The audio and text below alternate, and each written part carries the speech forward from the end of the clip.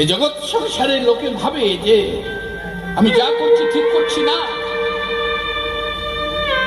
মনে মনেও কখনো বিন্দু মাত্র কারো প্রতি হিংসা বিদ্বেষ, কিছু বস্তুর প্রতি লোভ যদি ভক্তের জন্মায়, তার ভজন মার্গে দাগ পড়ে যাবে। তাই খুব সাবধান থাকতে। কেন বারে বারে বলে সাধু সাবধান?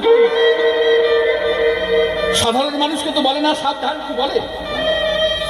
বলে সাধু। আরে সাধু তো সাবধানই আছে, তবু সাধুকে বলছে সাবধান। জগৎ সংসারের ভক্ত মার্গকে বলছে সাবধান হও, সাবধান। গুরুর কাছে গেছে দুই শিষ্য, গুরুদেব চরণে আশ্রয় দিন, তা বেশ কিছুদিন ফিরিয়ে দিয়েছে গুরুদেব। পরীক্ষা করছে, ফিরিয়ে দেওয়ার পর বেশ বছর 2-3 পর গুরুদেব দুটো তাজা পায়রা দিয়েছে দুইজনকে। গুরুদেব এগুলো কি করব? যাও এগুলো নিয়ে গিয়ে আড়ালে তোমরা এই দুটো পায়রাকে মেরে আমার কাছে নিয়ে এসো। কি বলছেন? হ্যাঁ হ্যাঁ আমি বলছি, আমার আদেশ, গুরু বাক্য লঙ্ঘন করতে নেই।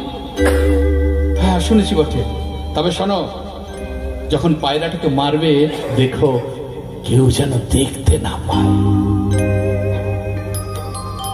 দুজনে চলে গেল দুই ধারে। একজন গিয়েই একেবারে পায়রার একটু আড়ালে গিয়ে যখন দেখছি কেউ কোথাও নেই, ঘাটটা মটকে দিয়েছে। গুরুদেবের কাছে নিয়ে চলে এসেছে। আর একজন সারাদিন ঘুরে ঘুরে ঘুরে ঘুরে পায়রাটিকে আর মারতে পারল না। গুরুদেবের কাছে এসে বলছে ক্ষমা করুন গুরুদেব, ক্ষমা করুন, আমি মারতে পারিনি। কেন?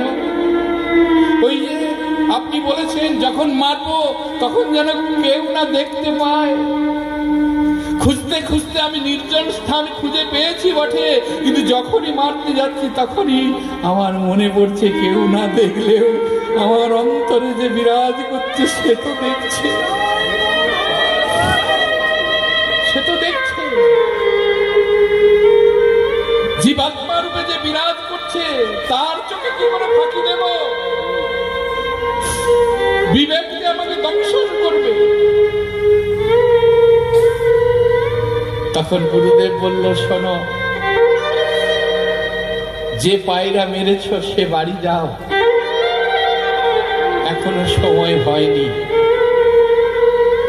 আর তাকে যত্ন করে বক্ষে জড়িয়ে ধরে গুরুচরণে আশ্রয় দিল।